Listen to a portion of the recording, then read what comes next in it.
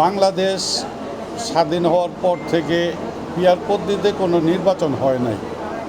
অনেকে এটা বলতে পারে যে অন্য অন্য দেশে হয়েছে, তো অন্য দেশে হয়েছে, আমার দেশে তো হয় নাই। আর পিয়ার পদ্ধতিটা আমি যেটা মনে করেন আমি ভোট দিলাম, এখানে মনে করেন আমার নেতা হইলেন ধরেন আপনি, আমার এলাকার জনগণে ভোট দিল আপনারে, দেখা গেল ফরিদপুরতে একজনে পাইল পিয়ার পদ্ধতিতে হেরে দিল, কিন্তু আমরা যে আপনারা ভোট দিলাম আমগো মনের আশা তো পূরণ হইল না। জনগণ ভোট দেয় জনগণের মনের আশা পূরণের জন্য, একমাত্র উপায় ভোট দেয়া, নেতা নির্ধারণ করে।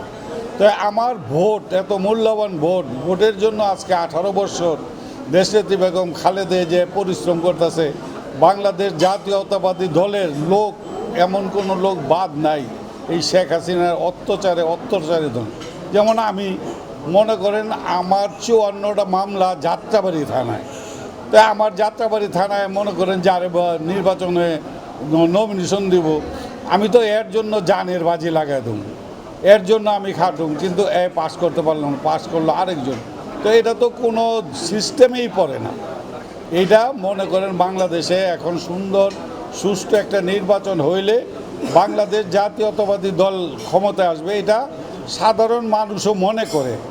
আজকে মনে করেন মাওলানা শফিউর রহমানদেরকে নেতা মনে করেন অসুস্থ হয়ে গেছে, অসুস্থ হওয়ার পরে আমাদের মেডিকেলে ভর্তি। তারেক রহমান কত বড় মনের লোক এবং কতটুক দেশপ্রেমিক হইলেই উনি কোনো কিছু চিন্তা করেন, উনি আমাদের দলের মহাসচিবকে বলছে আপনি মেডিকেলে যান, গিয়ে ওনাকে দেখেন কী অবস্থা।